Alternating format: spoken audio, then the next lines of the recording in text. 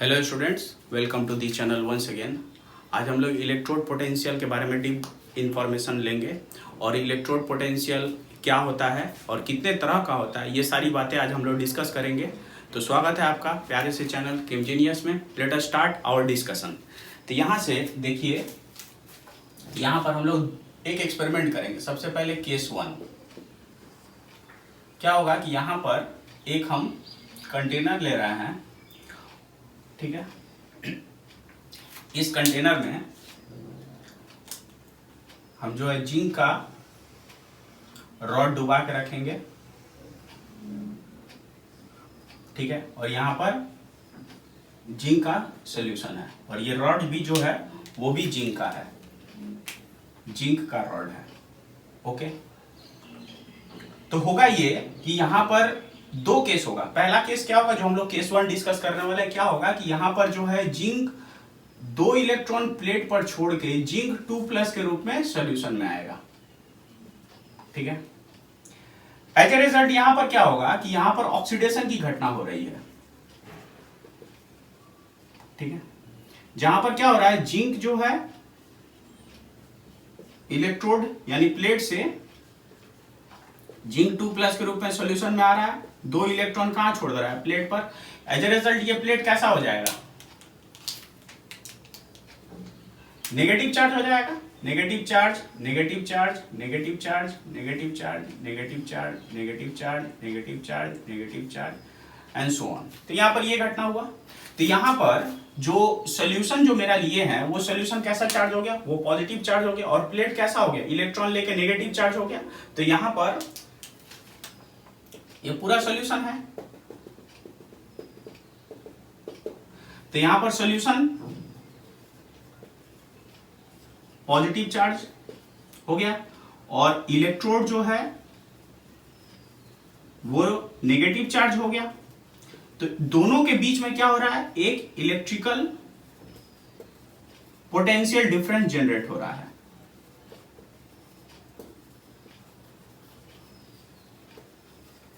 ठीक है। ये कैसे हो रहा है, ड्यू टू ऑक्सीडेशन,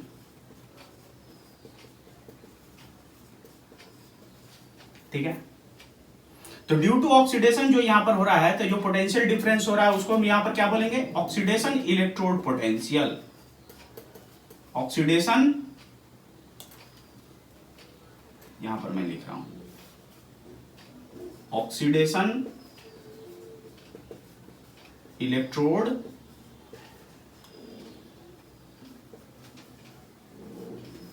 पोटेंशियल, ठीक है। ओके, एक केस ये हो सकता है जहां पर क्या हो रहा है, आयन जो है प्लेट से सॉल्यूशन में आ रहा है। तो zinc 2+ is coming from electrode into solution. यहां पर ये केस हो रहा है। केस 2 हम लोग ऐसे विजुअलाइज कर सकते हैं। केस 2, एक इलेक्ट्रोलाइटिक सेल लेंगे, बड़ा सा इलेक्ट्रोलाइटिक सेल ले लेते हैं जहां पे सारा इंफॉर्मेशन हम लिख पाएंगे। एक इलेक्ट्रोलाइटिक सेल ले लिया, इसमें जिंक का सॉल्यूशन है, जिंक 2+ का सॉल्यूशन है और इसमें जिंक का प्लेट डिप किया गया है, ठीक है। यहां पे जिंक 2+ का सॉल्यूशन है, ओके। और ये प्लेट किसका है, ये प्लेट जिंक का प्लेट है, Zn जिंक का प्लेट है। अब यहां पर क्या हो रहा है कि जिंक का प्लेट जो है 2 इलेक्ट्रॉन सॉल्यूशन में छोड़ रहा है और जिंक 2+ जो है वो उन 2 इलेक्ट्रॉन को लेकर प्लेट पर जा रहा है। दैट मीन्स यहां पर क्या हो रहा है, the zinc electrode releases 2 electron into 2 electrons into solution and Zn2+ from solution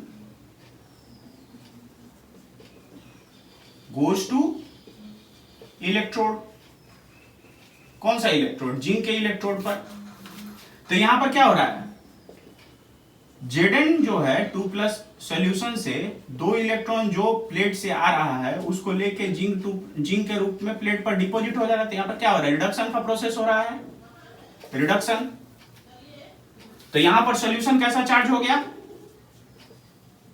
solution हो गया नेगेटिव चार्ज, क्योंकि 2 इलेक्ट्रॉन आ रहा है इसमें। और इलेक्ट्रोड कैसा हो गया, पॉजिटिव चार्ज। तो यहां पर इलेक्ट्रोड पॉजिटिव चार्ज हो जाएगा, क्योंकि इलेक्ट्रोड 2 इलेक्ट्रॉन छोड़ रहा है। तो इन दोनों के बीच में जो डिफरेंस होगा, इलेक्ट्रिकल पोटेंशियल डिफरेंस होगा। तो इन दोनों के बीच में इलेक्ट्रिकल पोटेंशियल डिफरेंस के कारण क्या जनरेट होगा, चूंकि रिडक्शन प्रोसेस हो रहा है। तो यहां पर क्या होगा, रिडक्शन इलेक्ट्रोड पोटेंशियल जनरेट होगा, reduction electrode potential, reduction electrode potential. क्योंकि दोनों के बीच में इलेक्ट्रिकल डिफरेंस जनरेट हो रहा है, ठीक है। यहां पर भी इलेक्ट्रिकल डिफरेंस जनरेट हो रहा है, तो क्या होगा, रिडक्शन इलेक्ट्रोड पोटेंशियल। क्योंकि प्रोसेस क्या हुआ है, ये प्रोसेस रिडक्शन का प्रोसेस हुआ है,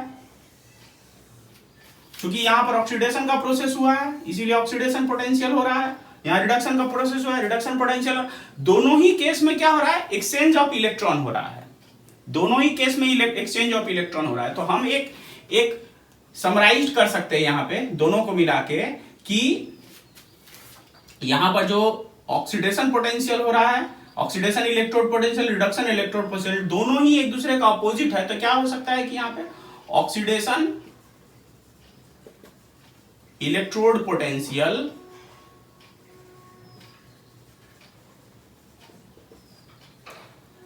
चूंकि दोनों में 2 इलेक्ट्रॉन है, तो जो इलेक्ट्रिसिटी फ्लो होगा या इलेक्ट्रिसिटी जो रिस्पॉन्सिबल होगा फ्लो होने के लिए, दोनों का वैल्यू सेम होगा।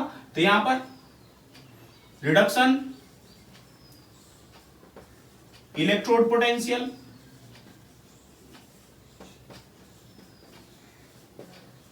लेकिन दोनों के बीच में क्या चीज का डिफरेंस होगा, नेगेटिव साइन होगा, यानी यहां पर एक नेगेटिव साइन होगा।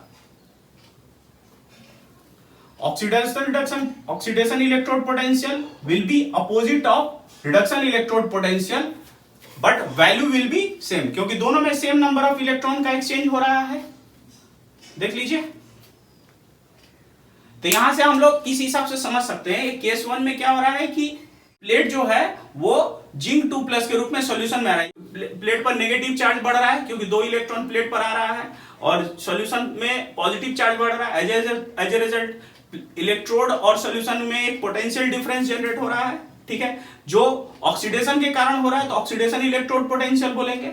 लेकिन यहां पर क्या हो रहा है, रिडक्शन हो रहा है। यहां पर क्या हो रहा है, जो सॉल्यूशन में जिंक 2+ है वो प्लेट से 2 इलेक्ट्रॉन लेके प्लेट पर जिंक के रूप में डिपॉजिट हो जा रहा है। That means plate 2 electron solution में छोड़ रहा है, तो प्लेट कैसा हो जाएगा, पॉजिटिव चार्ज। तो यहां पर जिंक 2+ का क्या हो रहा है, रिडक्शन हो रहा है, मेटल का यहां रिडक्शन, मेटल आयन का यहां रिडक्शन हो रहा है, तो ये रिडक्शन इलेक्ट्रोड पोटेंशियल होगा, ये ऑक्सीडेशन इलेक्ट्रोड पोटेंशियल हो गया, ठीक है। अब यहां दोनों में ऑक्सीडेशन इलेक्ट्रोड पोटेंशियल और रिडक्शन इलेक्ट्रोड पोटेंशियल दोनों में हमें जो पढ़ना है वो है reduction electrode potential. According to IUPAC ये जो है ये सही है। According to IUPAC this is acceptable. कैसे एक्सेप्टेबल है मैं बता रहा हूं फिलहाल के लिए, यहां देखिए।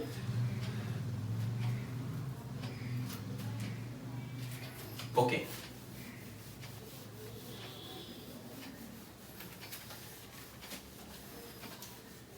तो यहां पर हम इसको कैसे लिख सकते हैं,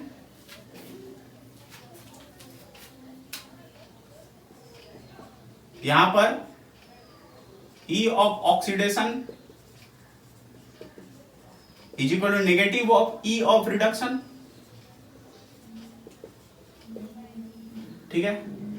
यहां पर according to IUPAC convention, IUPAC we have to study the reduction electrode potential.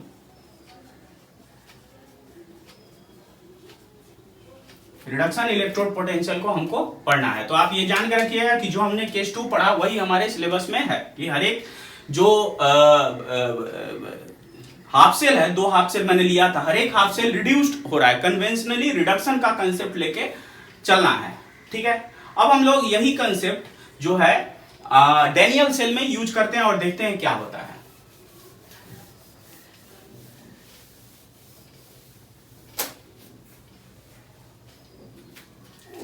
In Daniel cell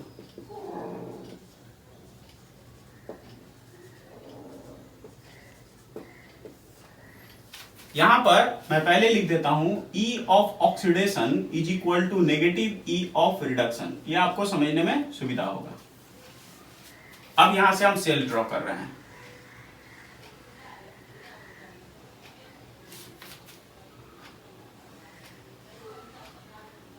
यहां पे 2 ठो हाफ सेल लिया गया है। ये फर्स्ट हाफ सेल है, ये सेकेंड हाफ सेल है। ठीक है, दोनों में एक एक ठो इलेक्ट्रोड डुबाया गया है। यहां से एक में जिंक का रहता है प्लेट, आप लोग को मालूम है, एक में जिंक का रहता है और एक में रहेगा जिंक और जिंक 2+ सोल्यूशन रहेगा, और एक में कॉपर रहेगा।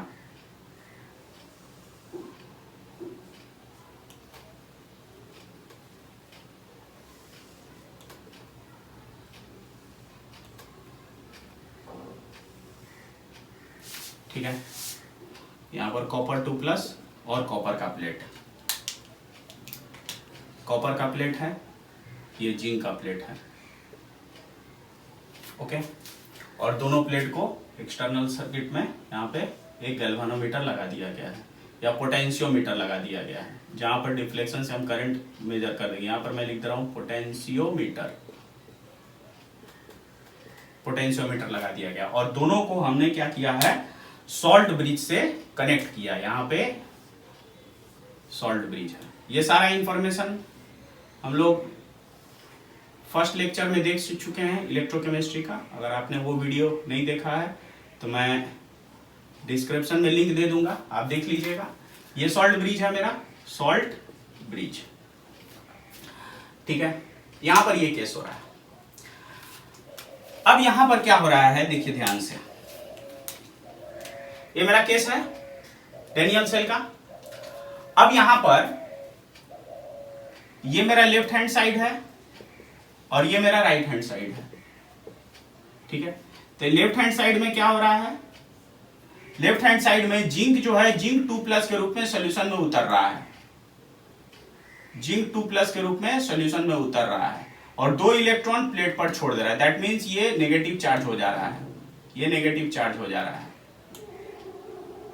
तो यहां पर क्या हो रहा है कि जिंक जो है मेटल इलेक्ट्रोड वो जिंक 2+ के रूप में सॉल्यूशन में आ रहा है और 2 इलेक्ट्रॉन छोड़ रहा है, जो इलेक्ट्रॉन ले रहा है। एज ए रिजल्ट यहां पर 2 इलेक्ट्रॉन प्लेट पर ही रह जा रहा है। ठीक है, और सेल्फ जिंक 2+ के रूप में सॉल्यूशन में आ रहा है। दैट मीन्स यहां पर क्या हो रहा है, ऑक्सीडेशन का प्रोसेस हो रहा है। ठीक है, और ये कैसा इलेक्ट्रोड हो गया, नेगेटिव इलेक्ट्रोड। ये कैसा इलेक्ट्रोड हो गया, यहां पर ऑक्सीडेशन हो रहा है। एट द सेम टाइम ये कैसा इलेक्ट्रोड हो गया, नेगेटिव इलेक्ट्रोड।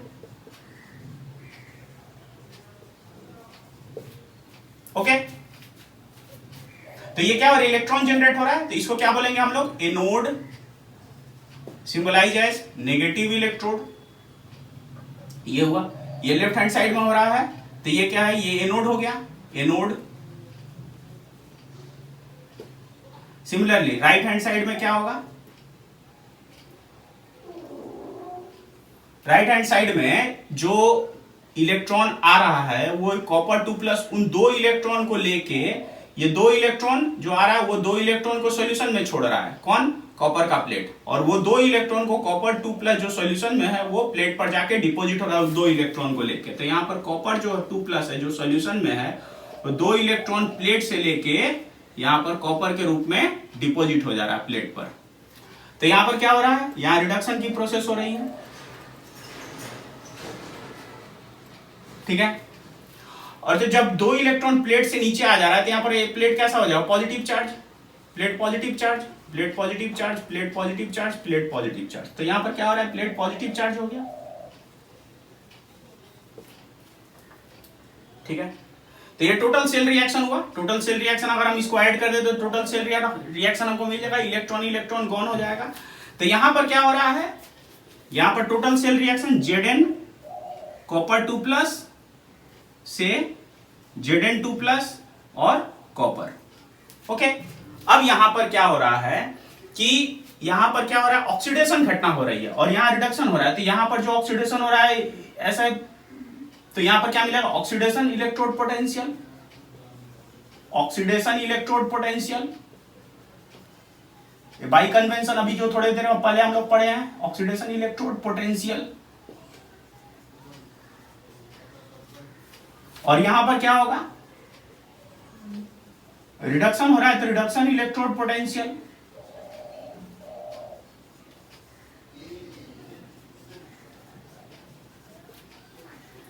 ठीक है। तो इसको हम लोग क्या बोलेंगे शॉर्ट में, ई ऑक्स, और इसको क्या शॉर्ट में बोलेंगे हम लोग, ई रेड। तो यहां पर टोटल सेल पोटेंशियल क्या हो जाएगा, total cell potential, cell potential अगर हम लोग कैलकुलेट करें, total cell potential that is cell EMF, cell EMF, cell EMF क्या होगा,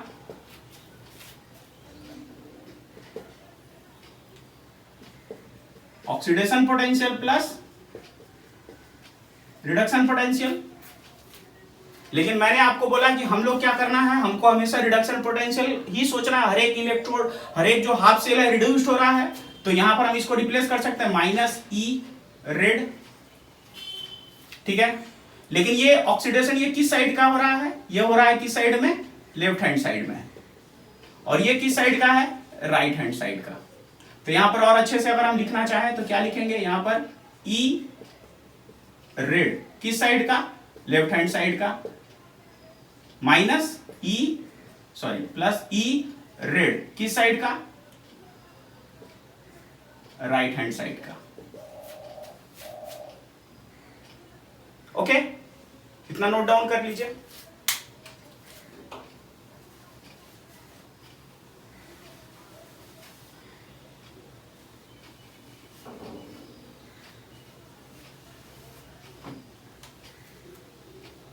तो इसको अगर मैं मिटाता हूं दोनों को, तो क्या मिल जाएगा यहां पे मेरा,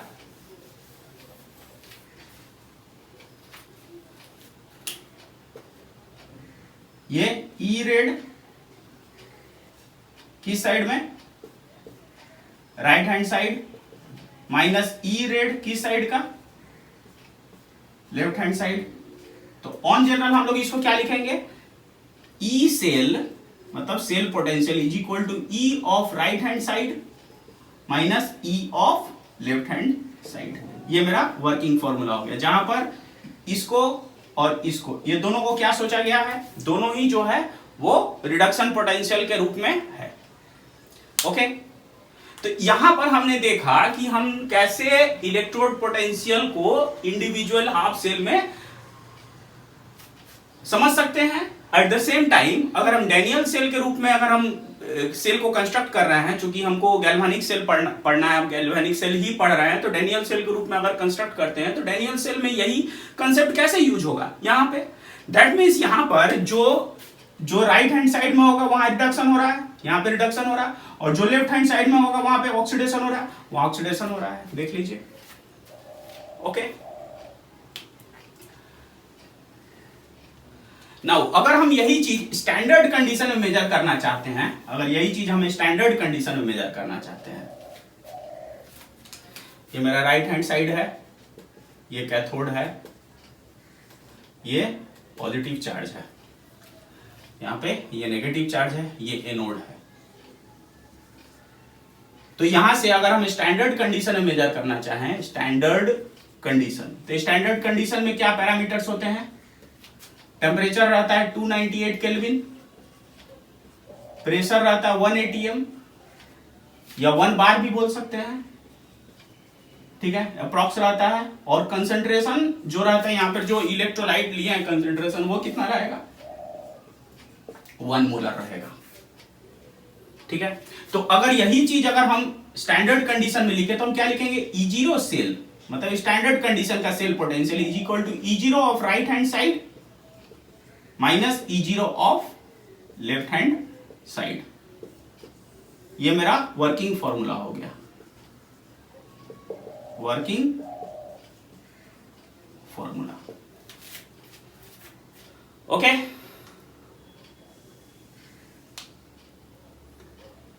तो अगर यहां पर मेरा जो इंफॉर्मेशन है ये मैं मिटा रहा हूं, ये भी मैं मिटा रहा हूं, तो यहां पर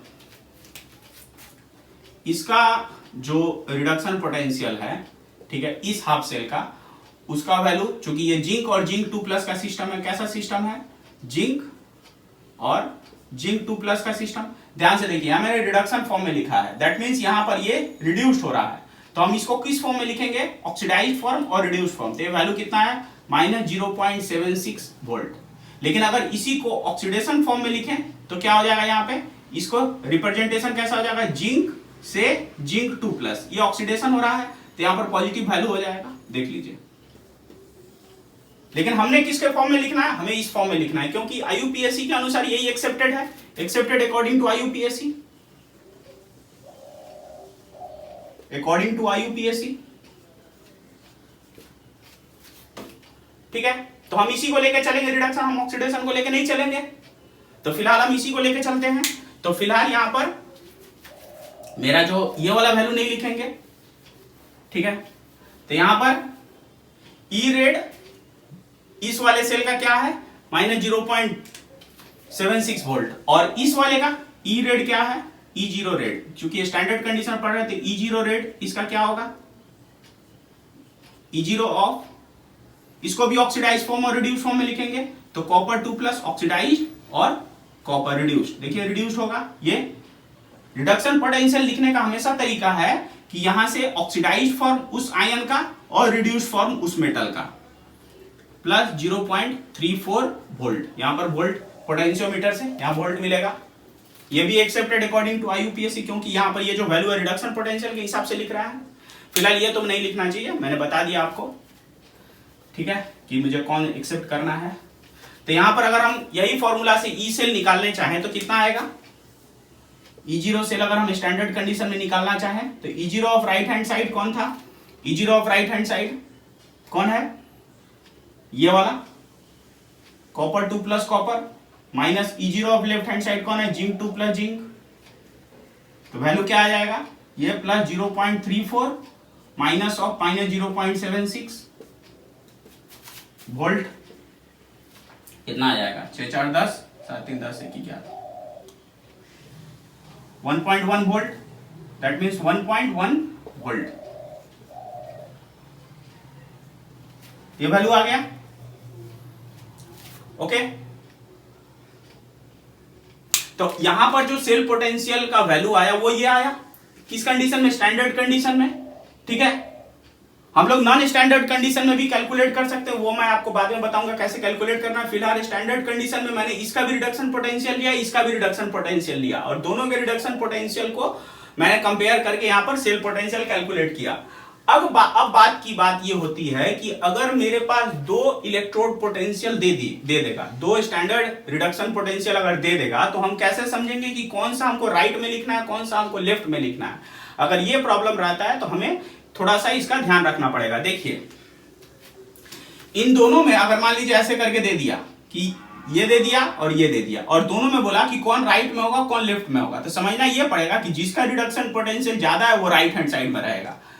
मैं बता देता हूं थोड़ा सा एक और एग्जांपल देके, फिलहाल ये सारा चीज मैं मिटा रहा हूं, ठीक है। यहां पर E0 of copper 2 plus copper is greater than E0 of zinc 2 plus zinc. Negative sign देके कंफ्यूज नहीं होना है, अगर कोई भी बड़ा संख्या के आगे नेगेटिव लग गया वो सबसे छोटा हो जाता है, that means 1 is more greater than -100। ठीक है, इसीलिए इससे कंफ्यूजन नहीं होना है। नेगेटिव साइन किसी भी बड़े संख्या के आगे अगर नेगेटिव लगता है तो वो छोटा हो जाता है, यहां पर ज्यादा है। ठीक है, इससे क्या कंक्लूजन आ रहा है, the half cell with high reduction potential, high reduction potential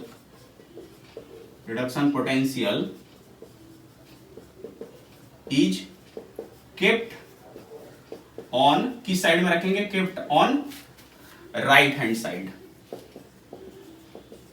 ठीक है, ये एक इंफॉर्मेशन। और दूसरा, the half cell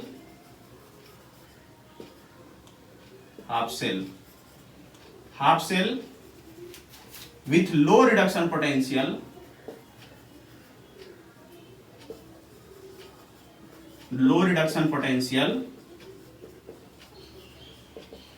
is kept on left hand side। जिसका रिडक्शन पोटेंशियल ज्यादा होगा वो रिड्यूस होगा और जिसका रिडक्शन पोटेंशियल कम होगा वो ऑक्सीडाइज होगा। ठीक है, तो ये अगर मैं मिटा देता हूं तो यहां पर 2-3 बातें और लिख सकते हैं। क्या लिख सकते हैं,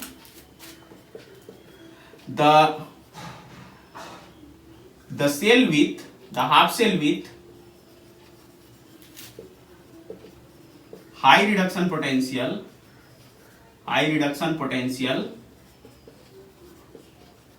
will always reduce,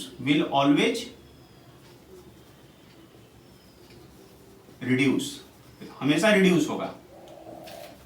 and the half cell will low reduction potential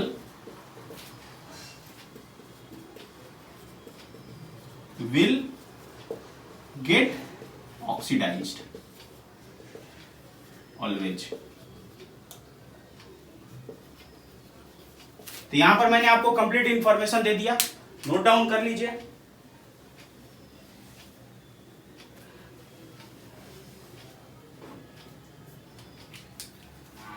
इन दोनों में रिडक्शन पोटेंशियल किसका, अगर हिसाब से यही दोनों दे दिया, दोनों में रिडक्शन पोटेंशियल इसका ज्यादा है तो ये रिड्यूस होगा और किस साइड में रहेगा, राइट हैंड साइड में।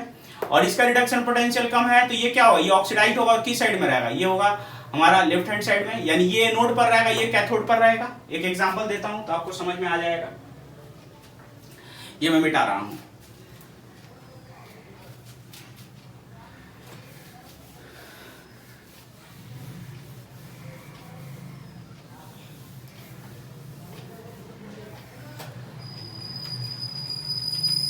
अगर मेरे पास बोलता है let us consider 2 half cells, 2 half cells, क्या क्या हाफ सेल्स है, 2 हाफ सेल्स, क्या क्या, E0 of Ag plus Ag value 0.80 volt and E0 of copper 2 plus copper value है 0.34 वोल्ट। किसका रिडक्शन पोटेंशियल ज्यादा है दोनों में, क्या यहां पर है, the half cell with high reduction potential right hand side में, दैट मीन्स ये क्या होगा, ये रिड्यूस्ड होगा, इस सेल पर रिडक्शन की प्रोसेस होगी। और ये किधर होगा, ये लेफ्ट हैंड साइड में होगा। और यहां पर क्या होगा, ये ऑक्सीडेशन की प्रोसेस होगी। बात समझ में आ गई। The half cell with high reduction potential will always reduce, ये रिड्यूस होगा और ये ऑक्सीडाइज होगा।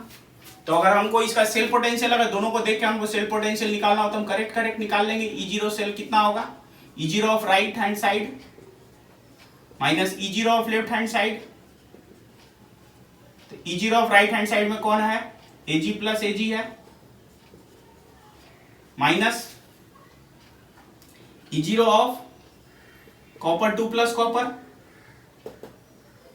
ओके, कितना वैल्यू आ जाएगा, 0.80 माइनस 0.34 माइनस कर लेंगे, कितना वैल्यू आएगा?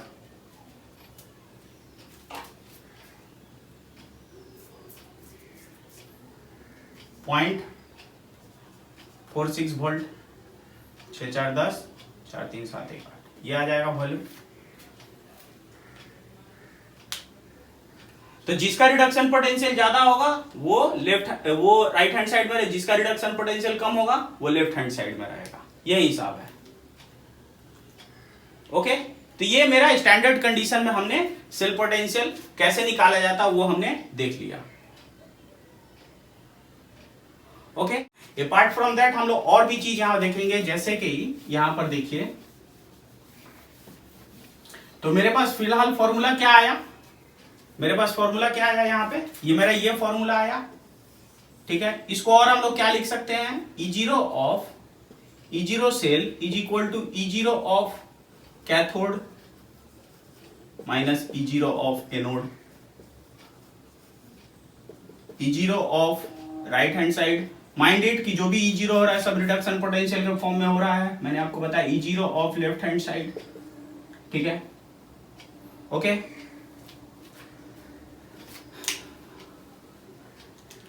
अब अगर हमको इसका टोटल सेल रिएक्शन लिखना हो तो हम लोग कैसे लिखेंगे? टोटल सेल रिएक्शन, यहां पर तो हमने सेल पोटेंशियल कैलकुलेट कर लिया आपको समझाने के लिए। सेल रिएक्शन क्या होगा? एट एनोड पर क्या होगा? एनोड पर ऑक्सीडेशन होता है, तो यहां पर ऑक्सीडेशन होगा। कौन सा एनोड पर जाएगा? ये एनोड पर जाएगा और ये कैथोड पर जाएगा। ठीक है, तो एनोड पर ऑक्सीडेशन होगा, तो यहां पर कॉपर 2+, 2 इलेक्ट्रॉन ऑक्सीडेशन हुआ, और एट कैथोड क्या होगा? Ag+, उन 2 इलेक्ट्रॉन को लेके 2Ag के रूप में सेटल डाउन हो जाएगा। यहां पे बैलेंस कर लेंगे टोटल सेल रिएक्शन, ये 2 इलेक्ट्रॉन, तो यहां पर टोटल सेल रिएक्शन क्या होगा? कॉपर 2Ag+, कॉपर 2+ और 2Ag। ओके, यहां पर अगर हम थोड़ा सा और इसको अच्छे समझने की कोशिश करें तो यहां पर ये मेरा प्लेट से सॉल्यूशन में आया है और ये मेरा सॉल्यूशन से प्लेट पर गया है। प्लेट माने इलेक्ट्रोड, तो यहां पर ये ऑक्सीडेशन की प्रोसेस हुई, यहां से ये रिडक्शन का प्रोसेस हुआ, यहां रिडक्शन हुआ और ये ऑक्सीडेशन हुआ। हमने टोटल सेल रिएक्शन भी लिख लिया, E0 सेल भी कैलकुलेट कर लिया। अब आता है सेल डायग्राम। सेल डायग्राम कैसे करना है? देखिए, सेल डायग्राम का क्या फॉर्मूला है, ये मैं मिटा रहा हूं।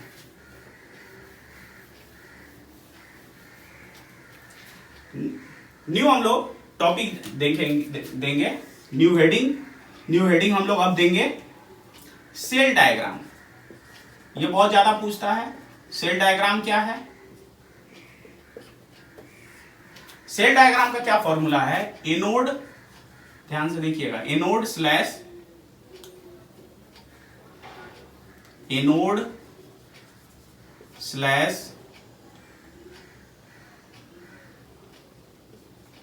Anodic solution. ठीक है, डबल स्ट्रोक कैथोडिक सॉल्यूशन और कैथोड। ये मेरा सेल डायग्राम हो गया। This is cell diagram. Anode और एनोडिक सॉल्यूशन, बीच में जो डबल स्ट्रोक है ये क्या इंडिकेट करता है? ये इंडिकेट कर रहा है मेरा सॉल्ट ब्रिज को इंडिकेट कर रहा है, गैल्वानिक सेल। तो अगर हम इसका सेल डायग्राम लिखना चाहे तो क्या होगा? देखिए,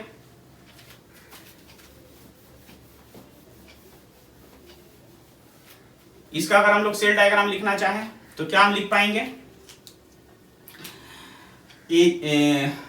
कौन है? कॉपर 2+, डबल स्ट्रोक, मतलब ये हो गया सॉल्ट ब्रिज का इंडिकेशन दे रहा है, Ag+ और Ag। ये मेरा कौन सा साइड है? ये एनोड साइड है, ये कैथोड साइड है। मेरा इलेक्ट्रॉन किधर से किधर फ्लो हो रहा है? इधर से इधर इलेक्ट्रॉन फ्लो, और करंट किधर से किधर फ्लो होगा? अपोजिट डायरेक्शन में करंट फ्लो।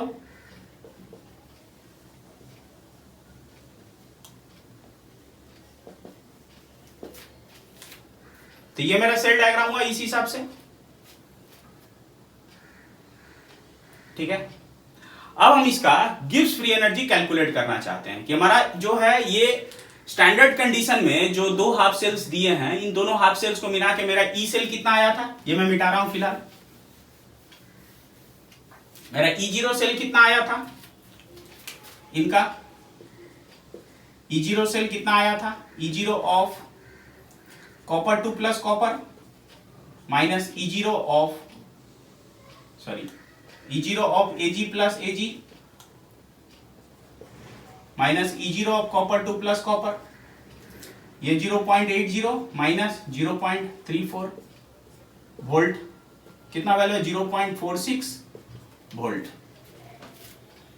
ओके, तो हमारा इसका अगर हम गिब्स फ्री एनर्जी कैलकुलेट करना चाहें तो कैसे कैलकुलेट करेंगे। गिब्स फ्री एनर्जी जो स्पॉन्टेनियस प्रोसेस को इंडिकेट करता है, कि हम लोग थर्मोडायनेमिक्स में क्लास 11 में पढ़े हैं कि जो गिब्स फ्री एनर्जी है वो स्पॉन्टेनिटी ऑफ द प्रोसेस को इंडिकेट करता है। तो अगर हम स्पॉन्टेनिटी ऑफ द प्रोसेस को मेजर करना चाहें, स्पॉन्टेनिटी ऑफ द रिएक्शन, ये जो केमिकल रिएक्शन हो रहा है इसका या प्रोसेस का, ठीक है, तो हमको गिब्स फ्री एनर्जी के से फाइंड आउट करना पड़ेगा। अगर मेरा गिब्स फ्री एनर्जी नेगेटिव होता है देन स्पॉन्टेनियस प्रोसेस, अगर गिब्स फ्री एनर्जी पॉजिटिव होता है non spontaneous process,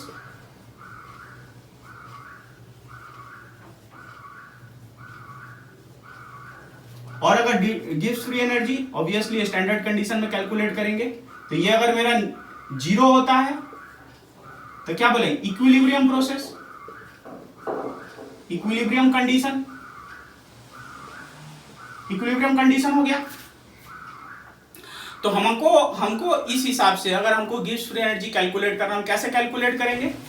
Gibbs free energy का फॉर्मूला क्या है, ये आपको याद करके रखिए। ये मेरा E0 सेल आया है, कितना आया है ये वाला, यहां तक आप नोट डाउन करिए। तो यहां से ये सारा कंडीशन हो गया, ठीक है ना, स्पॉन्टेनियस प्रोसेस का।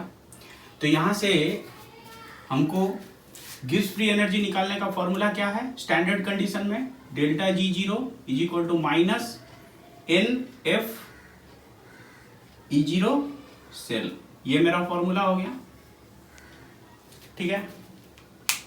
जहां पर ये मैं इधर मिटा रहा हूं, ये वैल्यू मैं फिलहाल रख रहा हूं, ठीक है ना, ये भी तो आपने नोट डाउन कर लिया होगा, ये भी मैं मिटा रहा हूं, ये सारा मैं मिटा रहा हूं, खाली हमको ये वैल्यू इंपॉर्टेंट है। तो यहां से मैंने जो लिखा इसको भी मैं साइड में लिखता हूं, E0 सेल मेरा क्या था, ठीक है, इसको मैं एज यूजुअल लिख रहा हूं ताकि विजुअलाइज करने में सुविधा हो। हाँ, यहाँ से E0 सेल मेरा कितना आया था, पॉजिटिव 0.46 वोल्ट। ओके, तो डेल्टा G0 कैलकुलेट करने का माइनस NF E0 सेल। अच्छा, N क्या है वहां पे, यहाँ पे N क्या है, where N number of electrons, ध्यान से देखिएगा, number of electrons in each balanced half cell reaction, that is anodic reaction में कितना इलेक्ट्रॉन इन्वॉल्व हो रहा है, और कैथोडिक रिएक्शन, एनोडिक रिएक्शन और कैथोडिक रिएक्शन में नंबर ऑफ इलेक्ट्रॉन सेम होना चाहिए, वही बैलेंस का हिसाब है। इफ क्या है, फैराडे कांस्टेंट है, हम लोग जानते हैं इसको, फैराडे कांस्टेंट जिसका वैल्यू होता है 96500 कूलम्ब। और E0 सेल क्या है, सेल पोटेंशियल रिडक्शन, सेल पर टोटल रिडक्शन सेल पोटेंशियल, जो अभी हम लोग थोड़ी देर पहले कैलकुलेट किए हैं। ओके, तो यहां से अगर हम E0 सेल कैलकुलेट करेंगे तो क्या आएगा, पोटेंशियल, ये मेरा फॉर्मूला है। तो यहां से हम क्या कैलकुलेट करेंगे, delta G0 equal to minus NF E0 cell. तो टोटल सेल रिएक्शन में आप देखिएगा N इज इक्वल टू 2 है, तो यहां पर N is equal to 2, F हो गया 96500 coulomb into E0 cell 0.46 volt, ठीक है। तो यहां पर यूनिट क्या आएगा, कूलम इंटू वोल्ट, ये एक आएगा। बाकी ये क्या आएगा, कैलकुलेट करिए।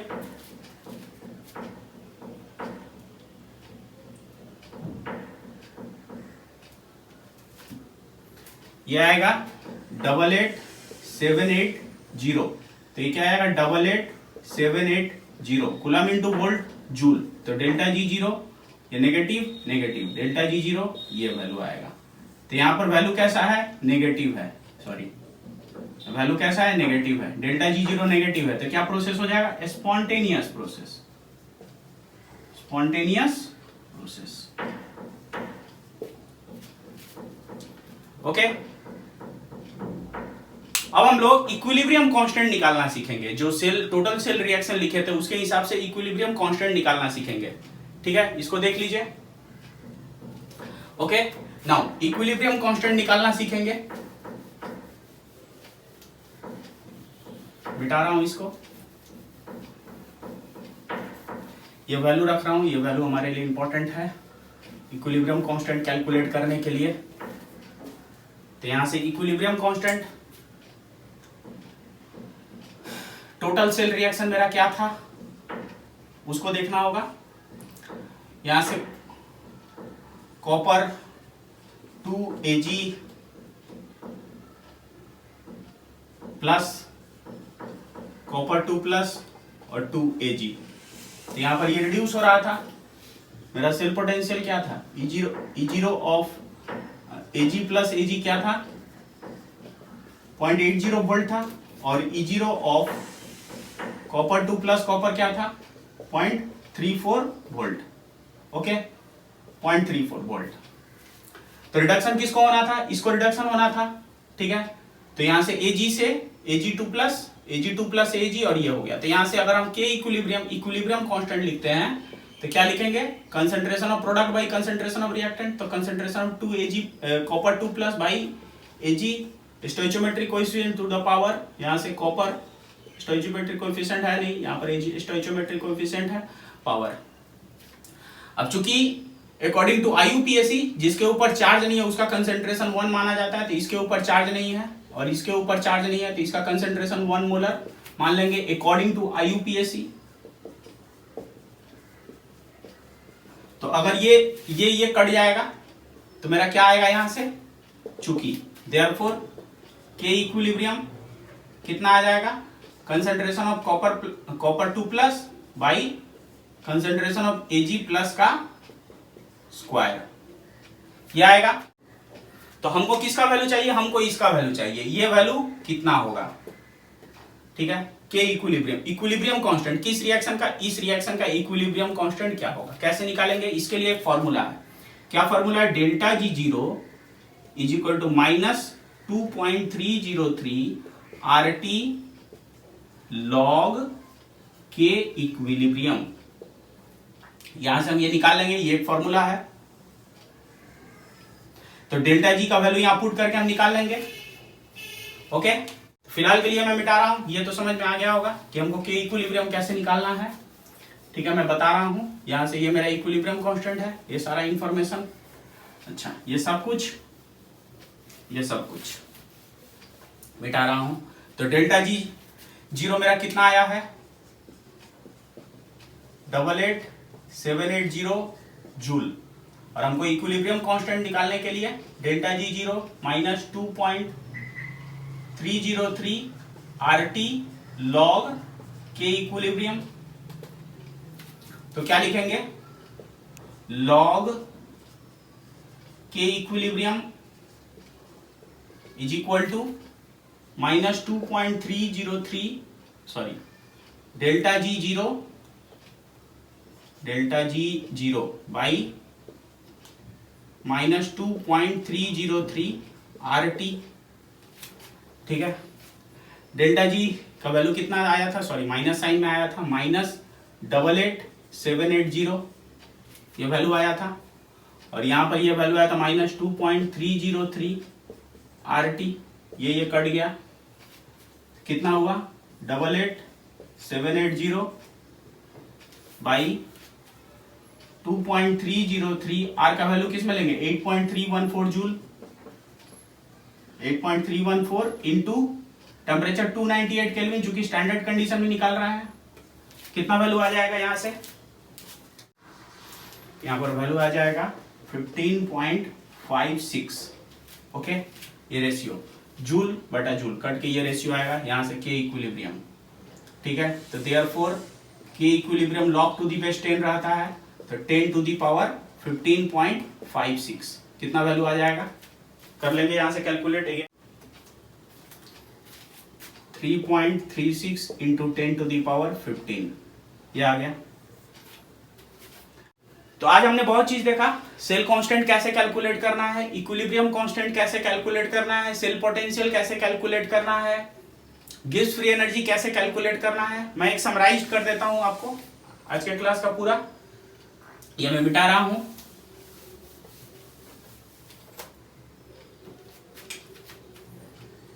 तो यहां से मेरा सबसे पहले सेल डायग्राम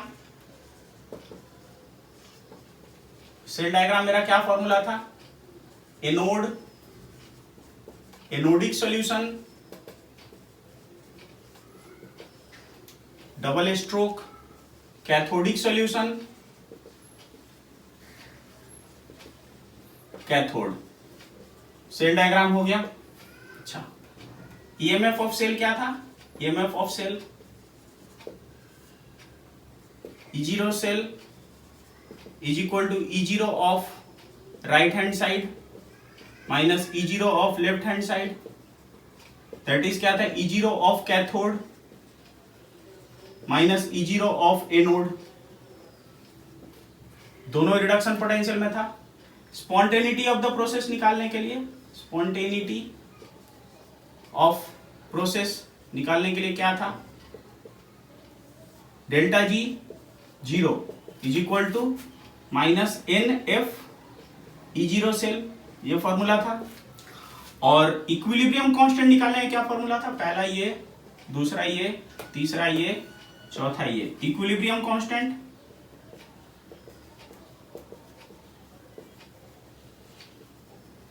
ऑफ रिएक्शन